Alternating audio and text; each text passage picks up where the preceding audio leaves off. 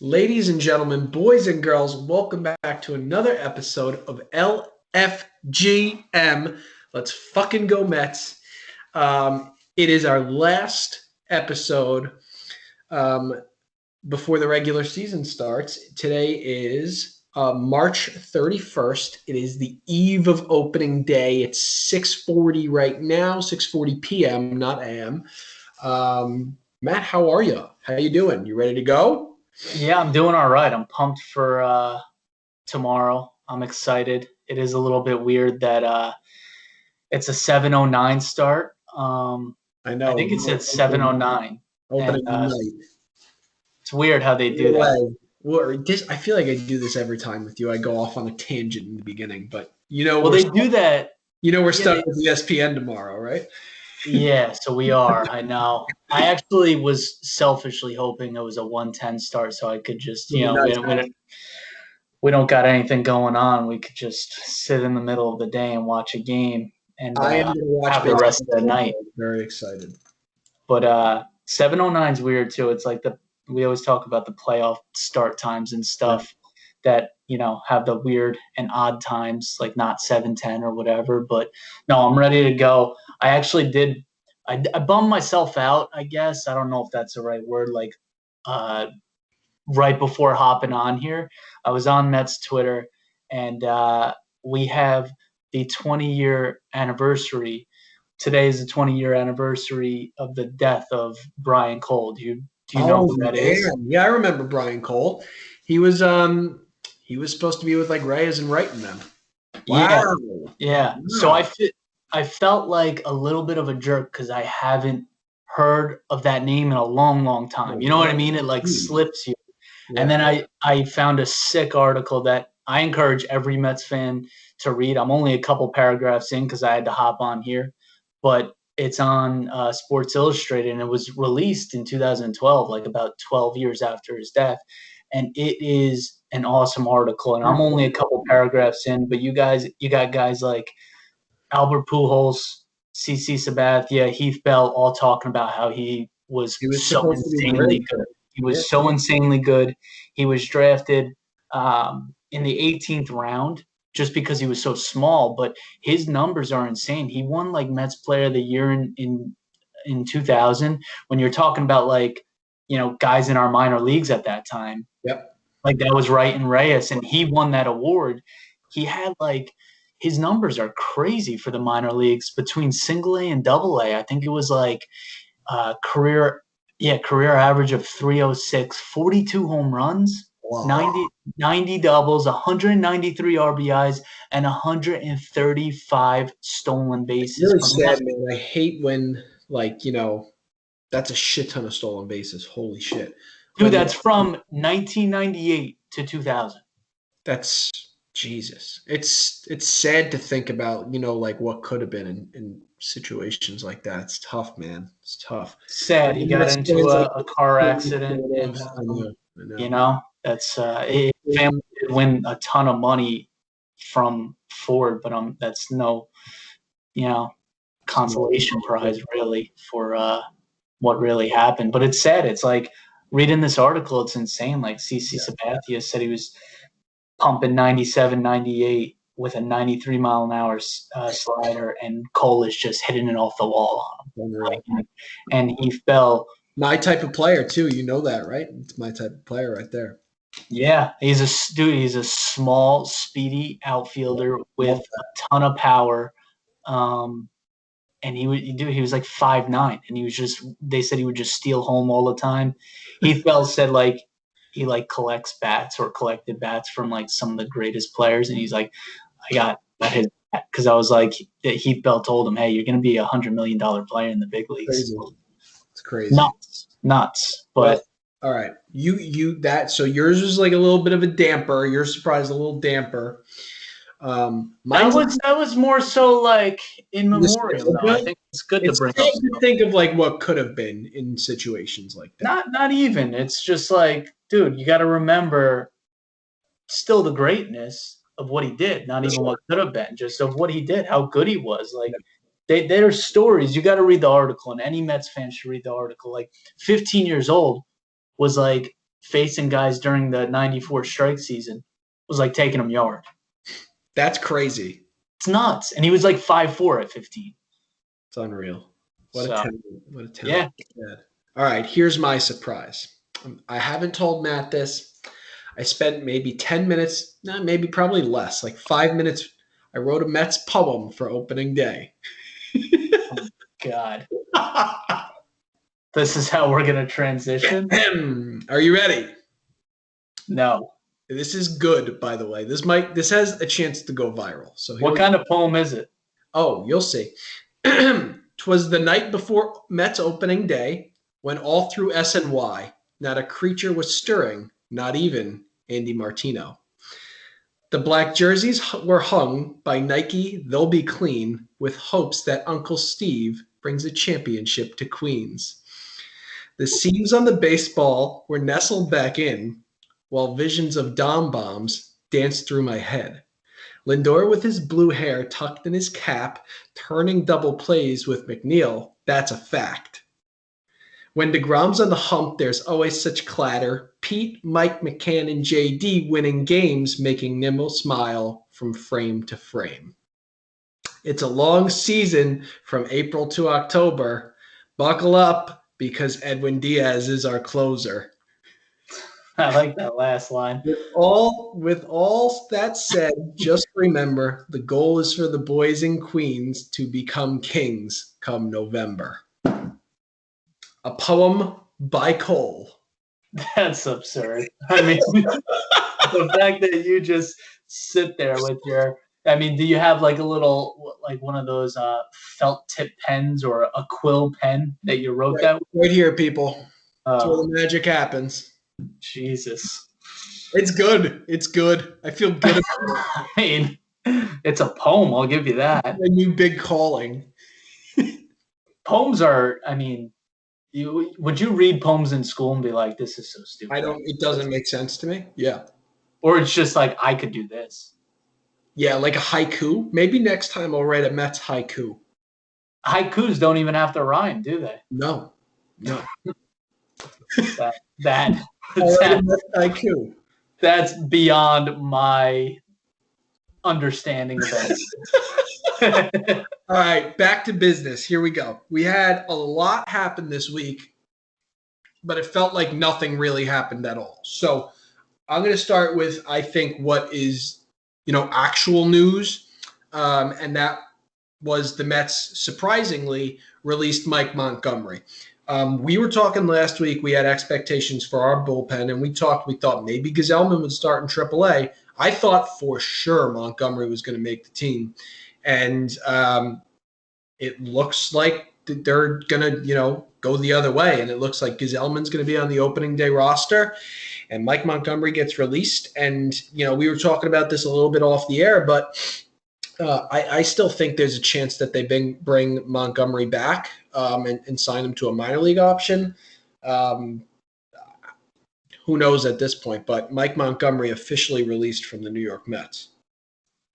Yeah, it's tough to kind of make something out of this, right? Now, his last time he started and it didn't go well, so maybe they're looking for guys that are going to be comfortable with openers, and maybe he's not that guy. But again, if no one touches him, we could bring him back.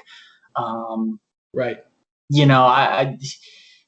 I did think he was going to be a part of the team, but I think every outing that he had played a role into it, and he was good up until that last outing and just didn't look too great. Yeah, he did not look great on the last outing at all. And I think it's almost like, what's that saying? The devil that you know versus the devil that you don't, right? Like, we know what Gesellman is. And it seems like we, kind of went with what we are comfortable with and decided to let Montgomery go. And I still think, there's a small chance that maybe they bring him back, but I don't know. We'll see. This might be the bullpen that we're rocking with from here on out for the next, 2, maybe 3 weeks or so until some roster moves go down. But I guess we'll see what happens with the bullpen. Well, you still got guys in that pen with a few options. And the thing with bullpens in the first couple weeks of the season is if they're taxed a lot and used a lot, those are the guys first to go up and down, So those are some of the first moves that we'll probably see. And it might not even be going into 2 weeks, depending on how the schedule lines up and how many off days we have. But, you could definitely see that happening after a few weeks of just, I guess, some turnaround really a little bit where, guys are going up, guys are coming down, and, playing, mixing and matching pretty much throughout April. Well, another guy that you might see mixing and matching is Tommy Hunter, who the Mets apparently have signed. And they're going to put Tommy Hunter at the alternate site in Brooklyn. That's, another veteran arm there. Put him out in Brooklyn and see if he gets called up and kind of go from there. Yeah, so I mean, I don't mind that his velocity was down. I know that compared to like years past, he's always been known as a hard thrower, but he's maybe a guy that you see a couple of weeks from now, they give him a shot, and if it doesn't work out, it doesn't work out, and we move on from him. Yeah. I think this does mean that Giselman will be on the team, and he's had some good outings, he's had some not so good outings, but either way, his stuff, people still believe in his stuff. Yeah. I still believe in his stuff because he throws well, and the only issue with him really has been he's had so many different types of pitches. He has a repertoire of a starter, but I don't see him as a starter, and I think he needs to just own 2 or 3 pitches and not worry about the others. I think along the same lines as that is he's got to throw strikes.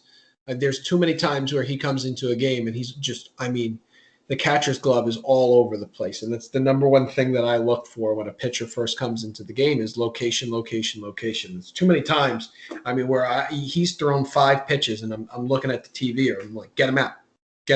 He doesn't have it. And he's got to locate, he's got to focus on the command a little bit more. And I think, what you're saying totally makes sense. Maybe instead of throwing 4, maybe 5 pitches, throw like 3, maybe 4. And try to, hone it and tone it down a bit. And, almost like less is more for him. Top 3, man. I mean, that's the case with a lot of starters transitioning into relief. I don't see him as a starter. No. And I think his fastball is way better than what people even give it credit for. I think he should throw it more. I think he kind of messes around too much with all of these pitches. And when you try to work in 4 or 5 pitches when you're only pitching an inning or 2 at the most, your location can be an issue with that because you're not really what are you doing during your 8-pitch warm-up? Are you throwing 4 or 5 of them, just 1 pitch at a time, and that's it? Because you're never really going to get a feel for your top pitches, and then that's an issue when you're walking batters. So I think that will change the most with him, is that we'll see that going forward a little bit more. His mentality's got to change to I got 15, 20 pitches. I'm going to give it my all. Let's go. And gas it up, just let it loose. But even in spring training, I know what you're saying, even in spring training when guys are calling games, though, they might want to see, maybe he doesn't know the top 3 or so pitches that he's going to go with. So it's all right, try this out this inning. All right, we could cross this out. This isn't working, right? And moving on into something else. But, his fastball plays well. It looks harder, I feel than what it is. Fastball, great movement. Yeah. It's similar to when Cologne would throw that 2-seamer. It just fucking bites back across the plate, man. But that, Cologne, it was pinpoint. With Bart, he knew exactly where it was going to go. With Giselman, I feel sometimes he's really all over the place. Yeah. Staying in the bullpen, let's talk about Jacob Barnes and Drew Smith. Drew Smith obviously not going to be on the opening day roster, and Jacob Barnes will be. I think my expectations for these two are pretty high for this season. And it's going to be interesting when Drew Smith comes back.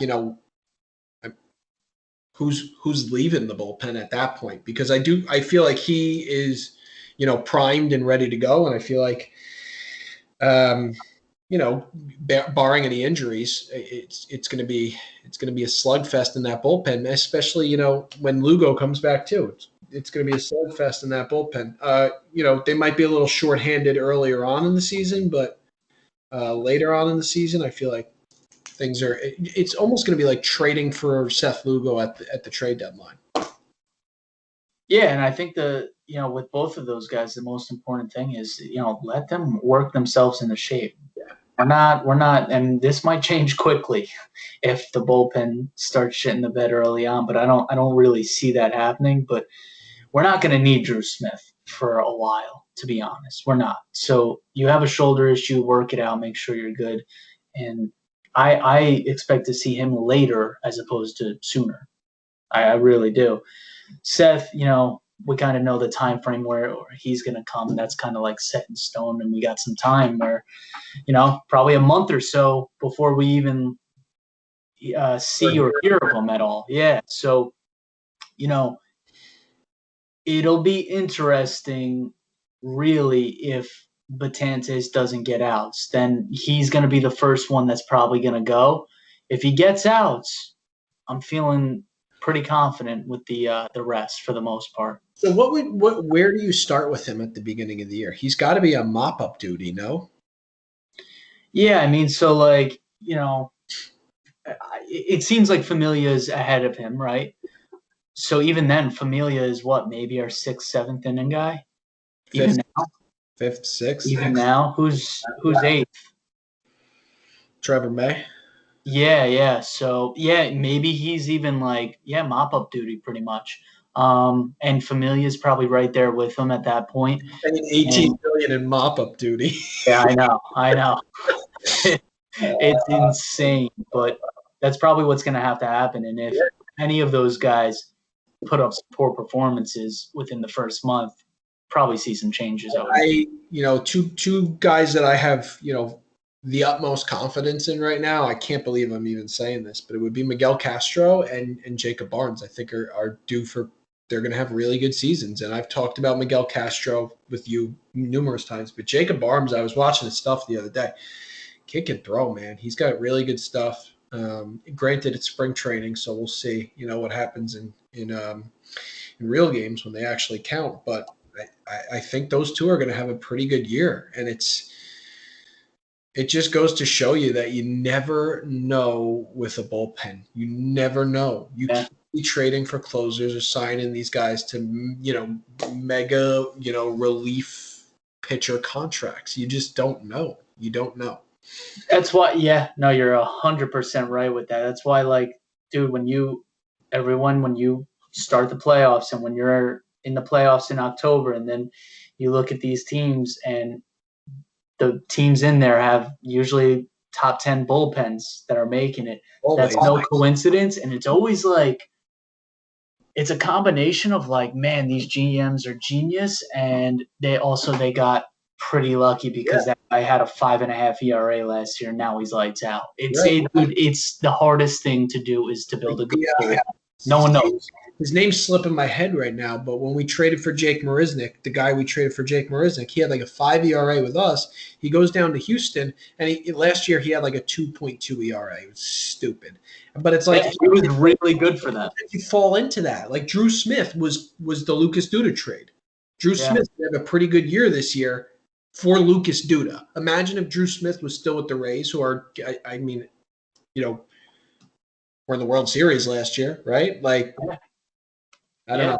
No, absolutely. You just never know with relief pitchers. You really don't. Okay. Where do you want to go next? You want to talk black jerseys? We could go there real quick. We could talk extensions. We could talk opening day. Let's do black jerseys. So black jerseys. All right. So the big announcement this week was our boy Uncle Stevie went on a Facebook Live with Wayne Randazzo and announced that the black jerseys are back. They're going to be alternate jerseys, and it sounds like, this isn't confirmed yet, but I feel like this is the way they're going to go. If they have Friday night home games, they'll wear the blackout Friday night black alternate jerseys. Kind of similar to how they used to wear the electric blue ones, or I mean, even if you think back, I don't know, God, I'm dating myself now, probably like 7-8 years when they would wear those camo jerseys. But it sounds like the black jerseys will kind of replace those. So it's exciting. I'm a huge fan of the black jerseys. It's like watching, the team that I grew up with. I love those, the 2000 Mets in the black jerseys 21 years ago. That was an awesome team. And my favorite of the black jerseys is the one that says New York across the chest, not the one that says Mets across the chest. I love the New York one across the chest. So it's exciting. I do too. I like the New York. That's why I like the old school alternate grays so much, like in that early 2000s range, because they had the New York across the chest in big lettering, and it was all gray. That's my favorite jersey, and they never bring it back. But I like the blacks. I think they're clean. They're a clean look. It's something different, and all the players wanted them. It is a little weird that the Mets were like, yeah, we'll have them out for fans by the holidays. It's like, so dude, I thought what about holiday? What holiday are they talking? Are they Easter? talking Easter? Yeah, I don't know. Like, I need you to be a little bit more specific, guys. Like Memorial Day? I have no idea. What holiday are they talking about? When I think holidays, I always think Christmas time. Same. Dude. Like, I don't want to wait until freaking Christmas to get a black jersey. Let's go buy it right now, guys. Come on. Yeah, I thought that was weird. I was like, all right. Jerseys. Do you remember you got to watch videos to see these, but the 93, when the Mets transitioned from like the 86, 87, 88, in 93, they wore the pinstripes and it said Mets across the chest. Yeah. It's hideous. Yeah. Hated that. I know. But I mean, I like a lot of their old school retro jerseys though. Like I like a lot. The 86, 87, the one with when Keith has the C on his yeah. Those are fire. Yeah, the grays. Love the grays too. I picture Keith in the grays with the stirrups, cigarette. I do think, dude, I think more teams should do this in general. We should always have a jersey where stirrups look good. And I don't know if we do, right? Lindor wears stirrups, doesn't he? What's that? Lindor, I think he wears stirrups. Does he? I mean, I guess you can make it look clean, especially if you have white pants. Yeah.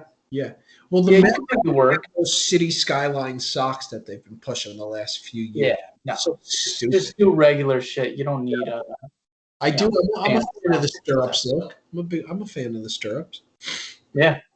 Anyways, all right. Let's go into our. I will say probably the most important subject of the week, and probably my least favorite to talk about at this point, and it's extensions. And I think my biggest problem with everything that's happening in the Mets, universe right now is that, everything is so out in the media. And when Pete Alonso is commenting on saying, pay this guy $400 million, like, dude, I get it, but like, I just wish the contract negotiations were behind closed doors and we knew that people were working on it and not everybody was leaking out, every little tidbit of information to Heyman or Puma or to any of these guys. It's like a race to see who's going to be the first one to break the Lindor news when no news has been broken. It's driving me nuts every time you check Twitter.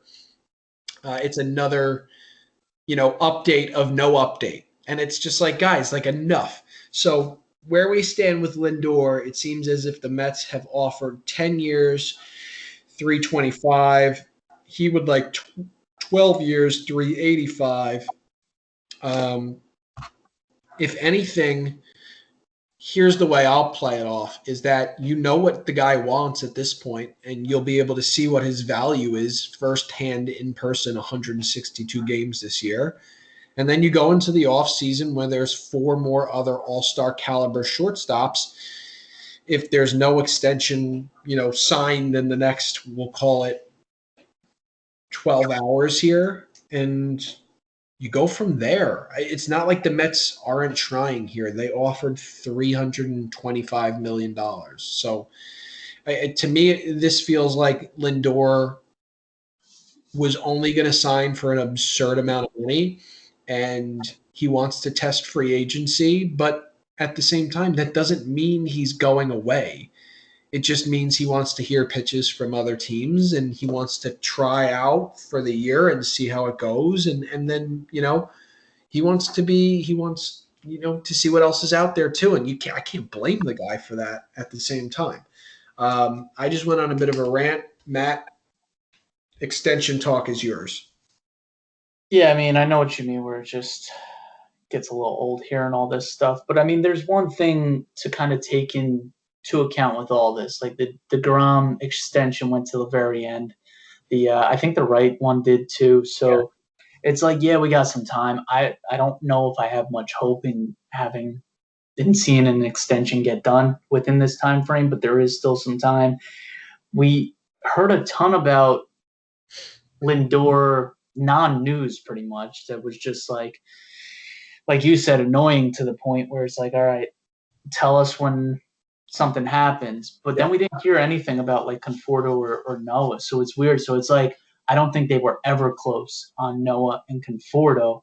And I think they are very close on Lindor. So take that as you want, but kind of a positive, I guess. Yeah, I would say Lindor set an opening day deadline.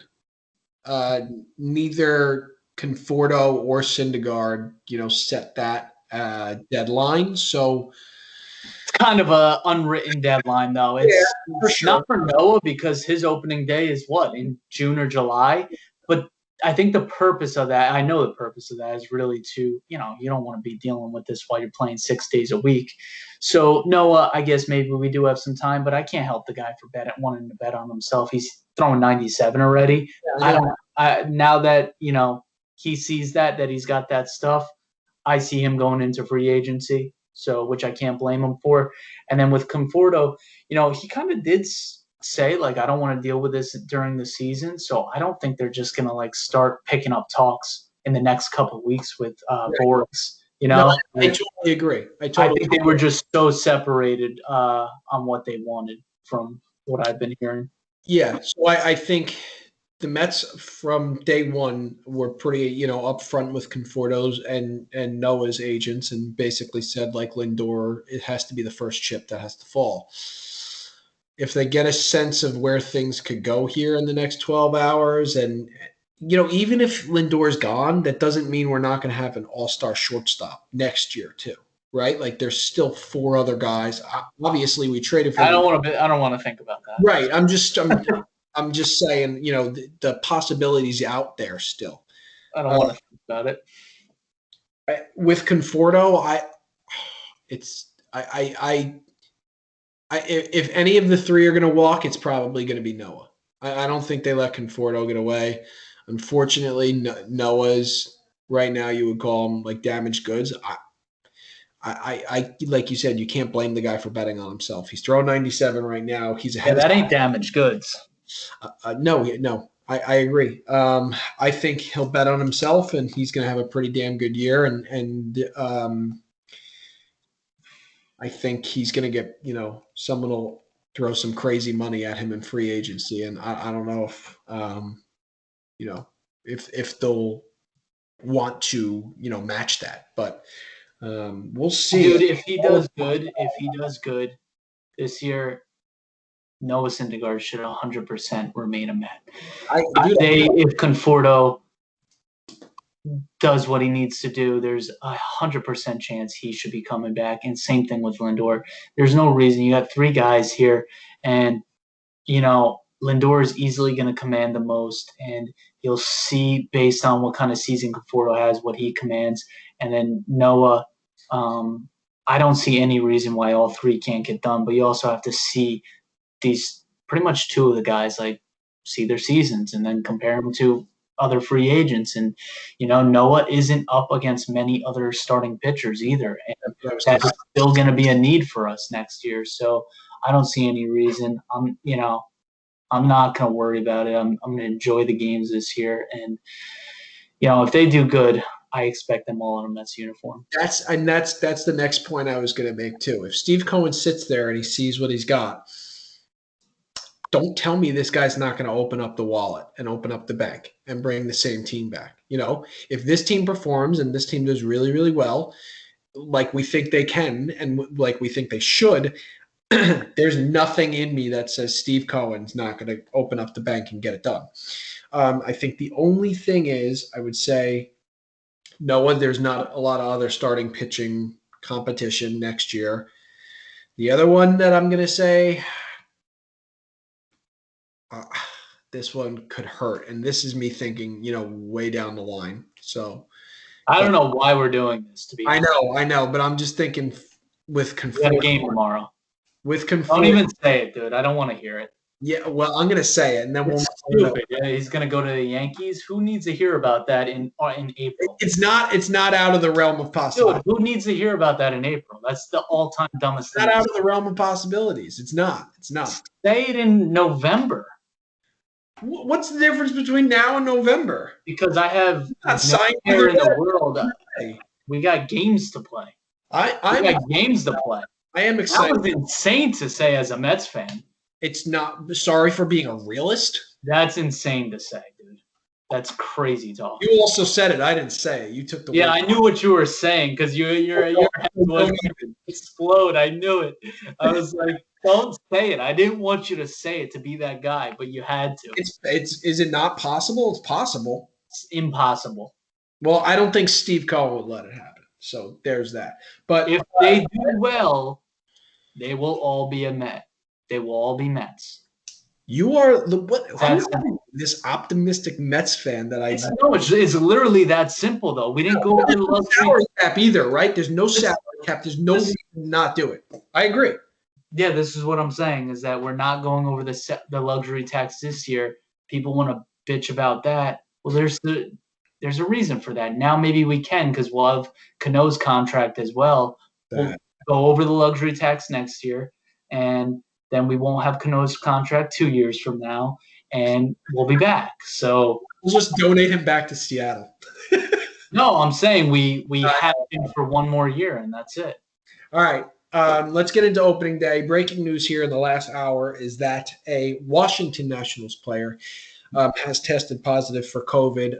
And so that player, along with 3 others, so a total of 4 players on the Nats, are going to be in quarantine for the next, however many days.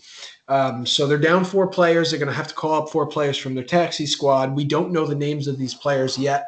The Nationals are going to get, as a team, they'll get tested. They'll do their COVID testing tomorrow morning, and we'll go from there. So as of now, the game is 100% on. I would say, if all goes well with that testing tomorrow, game on. If it's like 1 or 2 more that test positive, we could be in trouble and in jeopardy of opening day happening. But take it one minute at a time here and one day at a time. And we got a game tomorrow, man. We got a game. It's game on. We got DeGrom on the hump, like I talked about in my little poem before. It gets me all giddy when Jacob walks out there and he's all business. And let's go beat the piss out of the Nationals, man, on fucking ESPN with goddamn Alex Rodriguez. Yeah, I'm not looking forward to that. Is it what's her name too? Jessica I think they moved her to something else. It's Buster only. That's not as bad. It's not as bad. Yankee. Yeah, they did get rid of her, I think. Excursion. Yeah. So no, I mean, put your money on the Mets. Put your money on the Mets. I'll be listening on to Howie Rose on 880. That's what I'll be doing. Yeah, the Mets are a minus 140, so they're the favorite right now. But 140 with 4 players in quarantine. We don't know who these players are. You would imagine that number is just going to go up. I think right now the Mets, you're looking at a bargain if you're looking to make some money on opening day here. I would go if I had 100, I would go put 100 on the Mets. Make some money. I wanted to, yeah. I mean, it still says that it's minus 145, so it's not bad at all. A little bit, but it's going to go slow. Yeah, I'm excited. I wish we had lineups to talk about right now. I would imagine it's going to go something like this: Nimmo, Lindor. Let's go Conforto 3, Pete 4, Dom 5, Jeff McNeil 6. Oh, It's sexy, right? crazy. I know. Let's do McCann 7, JD 8, and then Jacob DeGrom 9. And let's roll it out there. Let's play ball, boys. It's an insane lineup. I'll I know, take it. it's crazy. So good. I But I'll know. take it. Wait until we go play it in American League ballpark. We'll put Dom at the DH, and we'll throw Pilar out there in the outfield. We'll give Villar some action over at second base. We'll let these boys play, man. I'm excited. I'm ready to go. Few things to keep an eye on for me is if we have a lead in the seventh inning, how far do you let the Grom go? What's his pitch count at? What's going to be the order of relief pitchers that Luis Rojas is going to be working with, seventh, eighth, ninth? And I think, defensive replacements is going to be really important. I think you can see Luis Guillorme coming in for J.D. Davis at third base. I think you'll see potentially, I think you can see, we'll get Almora in center or Pilar in center field, and then you could move Nimmo over and take Dom Smith out. You could even move Dom Smith over to first base based on what's going on. So a lot of flexibility there, but the defensive adjustments late should be interesting to keep an eye on. Yeah, no, I'm excited. I think that's probably how that'll go too, with the late inning defensive replacement. I'm interested, like you, to see how they match the bullpen with the sixth, seventh, eighth inning if they got to. And we'll see, man. I just want to see some real baseball. Yeah, no, it's going to be exciting. So, who do you think? I know I'm looking ahead a little bit already, but who you got starting for the Mets game too? We haven't seen that yet. Yeah, it's so. Yeah, we talked about this. It's Weird, just right? they don't put this out too soon. I would say probably Stroman. I would think so too. Yeah. He had a great spring. He really did. I think. Yeah. What's today? Third. So tomorrow's the first. They don't play Friday. Yeah. The odd shark that I was looking at had Stroman as the starter for the third. Huh. Yeah. I didn't see that announced yet, but they might be just like assuming like we do. They kind of do that too, just to get you. I would guess Stroman too. That gives you. So what? They're on Thursday, off Friday. So then Saturday would be Stroman, and then Sunday you got Walker. I'll take it. Let's go. Let's go, boys. Let's go. Get off to a hot start. Luis Rojas start using for Just for Men because he got really gray really fast. He could talk to Keith Hernandez about Just for Men. Remember those commercials? Hi, I'm Keith Hernandez. Hi, I'm Will Clyde Frazier. Yeah, I think he got paid handsomely to do those commercials. Yeah, he did. Let's go. I'm pumped. I'm ready to go. I wish there was a game on now because I'd have it on. Any last words? Any final remarks before opening day? No, I'm good. I'm ready to go. I'm definitely interested. I'm ready to do this podcast like next week when we're like 5 games in, and then you can start to just talk about game strategies and Absolutely. stuff. That's the meat. It's going to be a big change for us with the podcast. So we'll do a little bit of like this is what happened last week, and this is what we have to look forward to. So it's going to be mostly, no more contract talks, no more black jersey talks, no more who's going to be, maybe a little bit of who's going to be in the bullpen talks. It's going to be full baseball from here on out. I can't wait. Let's do it. 162. We're back. No more poems either. No more poems. No more poems. No more giving Noah Syndergaard away to the crosstown rival. No, that was Conforto. Or Conforto. Yeah. Let's not do that. He's not. Let's go, though. Let's go. I'm ready to go. Ready to play 9 innings tomorrow. Maybe I'll dress up. Maybe I'll get I'll wear a jersey. I'm going down to me and Connor. This is off subject, but Connor and I are going to go watch. So, you know what Connor loves to do? He loves to put the American flags, but they're not the flags. The abundance. He loves to hang those up. What's abundant? You know what I'm talking about? The American flag. Let's see if American. Like the tiny American flags? Bunting. Bunting. I'm looking it up now. American flag bunting. You'll see what I'm talking about. It's like the semicircle things. Why did he put those up? He puts those up for baseball? No, that like July 4th, Memorial Day. Oh, he loves bunting. He loves it. It looks kind of cool. I like a good bunting, I think. Yeah, yeah. So let's go. I can, you know what I can't wait for? For them to get back to City Field. Like to see fans out there is going to be nice. It's It'll like next. have a different vibe around it this year, you know? Because last year was tough, man. You know, seeing the whole thing was empty. At least this year, you know, we'll have a handful of fans. Hopefully, more and more, you know, as each month goes by. Um, and we get 162, baby. It's a marathon. You ready? Opening day is next Wednesday or Thursday. Mhm. I noticed that I just was looking at ticket prices, crazy expensive for the Mets, not so much for the Yankees. I don't know what that is. Yankees opening day is very attainable. Like you get some 6 seats for $70, and those same seats for the Mets are like a couple hundred. You got to be careful with all that because a lot of people are selling. So they bought tickets and then they were selling tickets at full pricing capacity at full capacity, but it's Right. only 20%. So they were then told people were told like, you can get a refund. We'll change you to a different date or whatever. And then people are then trying to sell those tickets on StubHub, and it's getting crazy. It's getting weird. Yeah, I mean, I expected that to happen. I expect Mets games to be and Yankees games to be more expensive because it's less seating. I mean, that just makes sense to me. I don't know. Mets opening day is also a week from now, so they might be setting those prices sky high, whereas Yankees opening day is tomorrow. It's also you gotta if you're gonna go, you either have to be fully vaccinated or it's the 3 days in advance thing. So somebody who wanted to go to Yankee Stadium tomorrow would have had to been tested 2 days ago. Pain in the ass. I don't even want to You talk can't buy about that that. ticket now if you're you know what I'm saying. That's why those prices are starting to go down. Yeah. Good thing I'm double vaccinated. Shoot me up, Matt. You got to get on that. I don't want green knees. All right, I'm done. Let's go. Let's fucking go, Mets. I don't know what jersey I'm gonna wear tomorrow. Maybe I'll break out my black Piazza jersey.